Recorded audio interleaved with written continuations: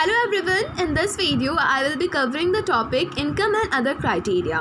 So इसमें हम लोग को पढ़ना है कि इनकम के साथ साथ और भी कौन से क्राइटेरियाज होते हैं जो एक पर्सन की लाइफ को इम्प्रूव करते हैं. Okay, when we look at individuals' aspirations and goals, we found that people not only think of better income but also have goals such as security, respect for others, equal treatment, freedom, etc.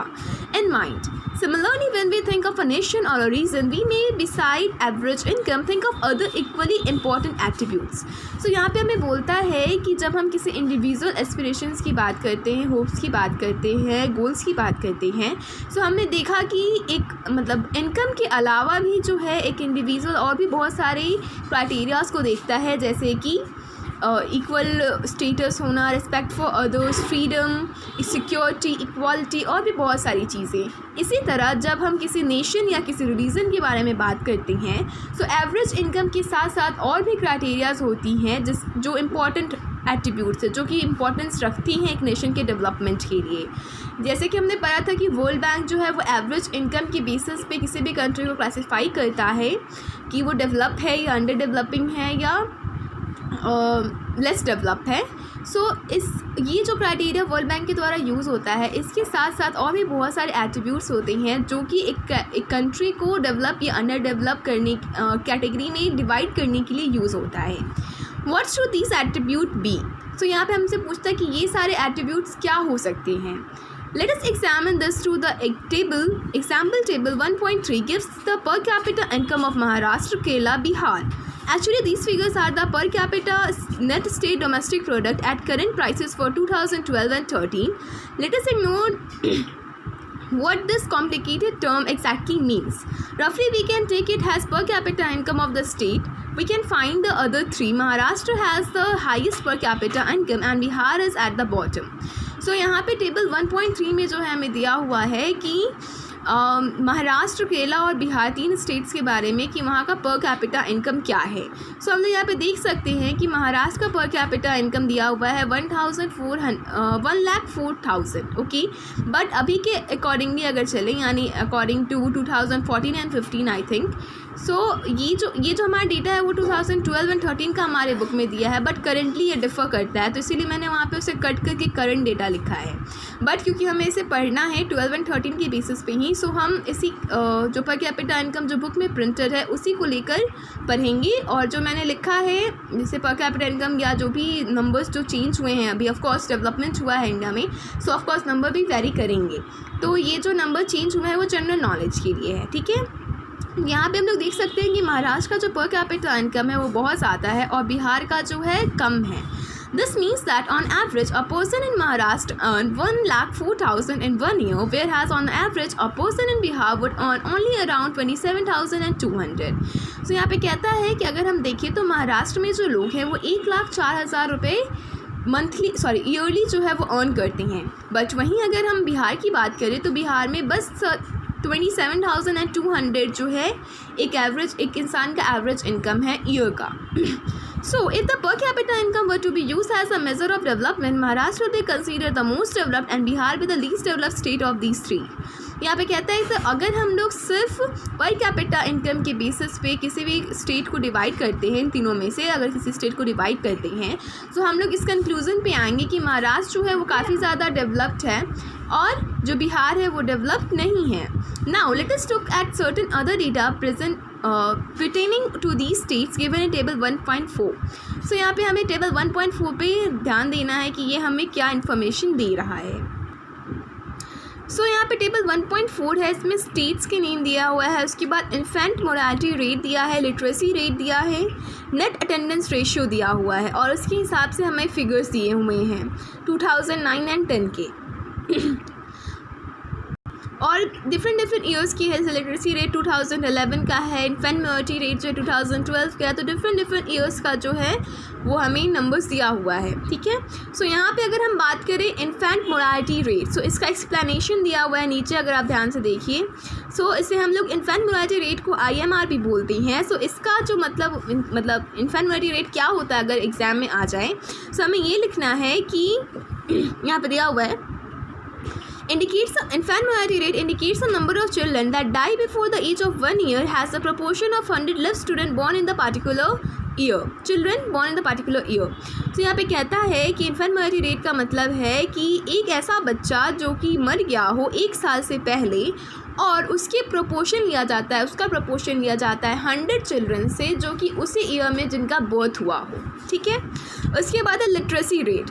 Literacy rate measures the proportion of literacy population in the 7 और above age group. तो literacy rate के मतलब क्या होता है, यहाँ पे हमें समझाया हुआ है कि लिटरेसी रेट जो होता है प्रोपोर्शन होता है कि कितनी पॉपुलेशन जो है वो लिटरेट है, जो कि 7 इयर्स या 7 इयर्स से एबव लोग हैं वो कितने लिटरेट है. 7 से नीचे जो है उनको यहाँ पे इन्वॉल्व नहीं किया जाता है, यानी जिसका एज 7 है या 7 से कम है उनको इन्वॉल्व नहीं किया जाता है लिटरेसी रेट निकालने के लिए. जो हम प्रोपोर्शन निकालते हैं ना लिटरेसी रेट के लिए, सो उस प्रोपोर्शन में वो 7 इयर्स से जो छोटे बच्चे हैं उनको इन्वॉल्व नहीं किया जाता है. थर्ड है net attendance ratio. Net attendance ratio is the total number of children of age group 14 and 15 years attending school has percentage of total number of children in the same age group. So यहाँ पे हमें net attendance ratio में क्या होता है कि हम लोग ये फाइंड आउट करते हैं कि कितने ऐसे बच्चे हैं जो 14 या 15 इयर्स के हैं और वो स्कूल जाते हैं. और हर गवर्नमेंट के पास जो होता है वो डेटा होता है, क्योंकि हर इंसान के पास बर्थ सर्टिफिकेट होता है. जो भी लिटरेट है वो सारे ही बर्थ सर्टिफिकेट बनाते हैं और वो सारा, या आधार कार्ड आजकल बहुत ज़्यादा ट्रेंड में है. सो आधार कार्ड और बर्थ सर्टिफिकेट ऐसी चीज़ है जो कि आइडेंटिफिकेशन होती है किसी भी बच्चे की या बड़ों की भी होती है, मतलब क्योंकि यहाँ पे बच्चों की बात हो रही है तो यहाँ पे बच्चे बोलेंगे हम लोग. सो उससे गवर्नमेंट ये पता लगाता है कि कितने बच्चे उस एज ग्रुप में हैं, यानी 14 और 15 के एज ग्रुप में हैं, और उनमें से कितने जो है वो स्कूल अटेंड कर रहे हैं, ताकि वो ये पता लगा सके कि वो जो वर्क कर रहे हैं वो जो इम्प्लीमेंटेशन होना चाहिए, जैसे उनकी वर्क का, जैसे लॉज का इम्प्लीमेंटेशन होना चाहिए, वो उनके स्टेट में हो रहा है या नहीं. Okay. What does this table show. So यहाँ पे हमें पूछता है कि ये टेबल से हमें क्या सीखने को मिलता है. The first column of the table shows that in Kerala, out of 100 children born, 12 died before completing 1 year of age. But in Maharashtra, proportion of children dying within 1 year of birth was 25. तो यहाँ पे हमें बोलता है कि अगर आप table को ध्यान से देखते हैं तो हमें ये पता चलेगा कि केरला में जो है 1000 चिल्ड्रन जो हैं उनमें से 12 चिल्ड्रन जो है वो 1 साल कंप्लीट करने से पहले ही उनका डेथ हो जाता है. और वहीं अगर महाराष्ट्र की बात करें तो 1 साल कंप्लीट होने से पहले ही 25 बच्चों का डेथ हो जाता है 1000 बच्चों में. ठीक है. Which is more than double. और ये जो है वो केरला की डेथ रेट से काफ़ी ज़्यादा है, डबल से भी ज़्यादा है. ठीक है. On the other hand the per capita income of Maharashtra is more than that of Kerala in table has been shown in table 1.3. तो यहाँ पे कहता है कि लेकिन अगर हम देखें तो महाराष्ट्र का जो है वो पर कैपिटा इनकम ज़्यादा है केरला से. अगर हम टेबल 1.3 पे वापस जाते हैं तो just think of how dear you are to your parents. Think of how everyone is so happy when a children is born. Now try to think of parents whose children die before they have been celebrating their first birthday. तो यहाँ पे कहता है कि आप सोचो कि आप कितने प्यारे हो अपने माँ बाप के लिए, अपने मम्मी पापा के लिए, आप कितने क्या बोलते हैं वैल्यूएबल हो, और कैसे वो आपकी खुशी में खुश होते हैं, कैसे वो आपके दुख में दुखी हो जाते हैं. आप और आप जो हो वो अभी तक मतलब लाइव कर रहे हो ऑफ कोर्स, मतलब और अच्छे से लाइव भी करो. आई होप दैट जितने भी हैं वीडियो देख रहे हो नहीं देख रहे हो जो भी है, बट आप सभी का एक अच्छा लाइफ हो और आप सभी इंडिया के डेवलपमेंट में अपना क्या दे योगदान दें. ओके. सो यहाँ पे हमें कहता है कि अगर हम यहाँ पे सोचें कि कोई ऐसा बच्चा हो, ऐसे बच्चे के पेरेंट्स हो जो कि अपने बच्चों का फर्स्ट बर्थडे सेलिब्रेट नहीं कर पाए हों, तो उनके बारे में सोचें कि उनको कितना दुख हुआ होगा, उनको कितना बुरा लगा होगा. Next note the year to which this theta pertains. It is 2012. So we are taking of old times. It is more than 65 years after independence when our metro town are full of high-rise buildings and shopping malls.